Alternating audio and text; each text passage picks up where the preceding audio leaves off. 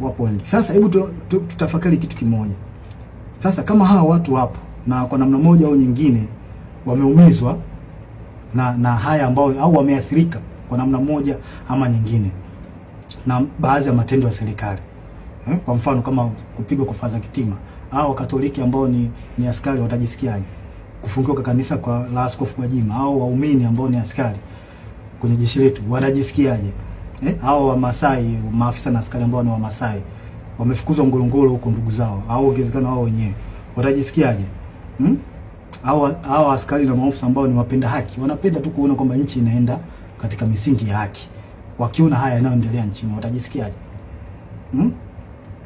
Sasa vipi sasa ikionekana kwamba hao wanasiasa wanajaribu kulazimisha jeshi litumike kuwanufaisha wao, hasa chama tawala?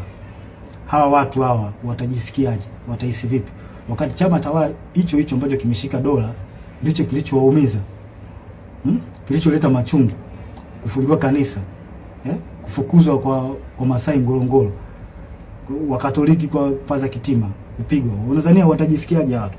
Sijui mnanielewa.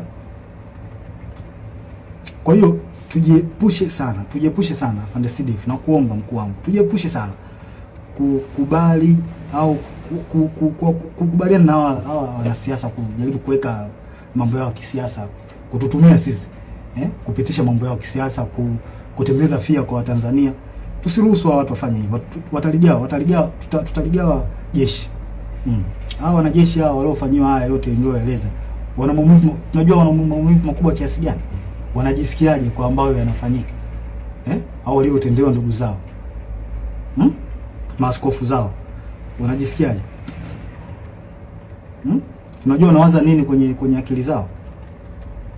Je, vipi sasa wakihisi kwamba hao wanasiasa wanataka kulitumia jeshi lao, watajisikiaje? Si wataona kama jeshi nao limewatenga, liko upande wa watu ambao sio watu wazuri? Hii ni hatari sana kwa taifa. Tusikubaliane hata mara moja. Na mimi binafsi sikubaliani nayo. Sikubali jeshi kuhusishwa na mambo ya siasa, kwa sababu ni hatari. Ni hatari kwa taifa. Tuambiane ukweli. Yaani ukweli utatusaidia sana.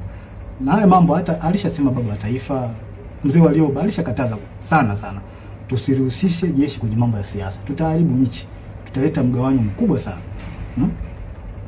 Leta mambo. Kuna maaskari na maofisa ambao wanapendezwa sana na the way huyu nani mwenyekiti wa Chadema Tundu Lissu anavyofanya hizo siasa zake, wanapendezwa nao. Huwezi kumlazimisha mtu, hiyo kitu kipo moyoni mwake. Sasa vipi sasa wakiona kwamba jeshi linahusishwa na wanasiasa?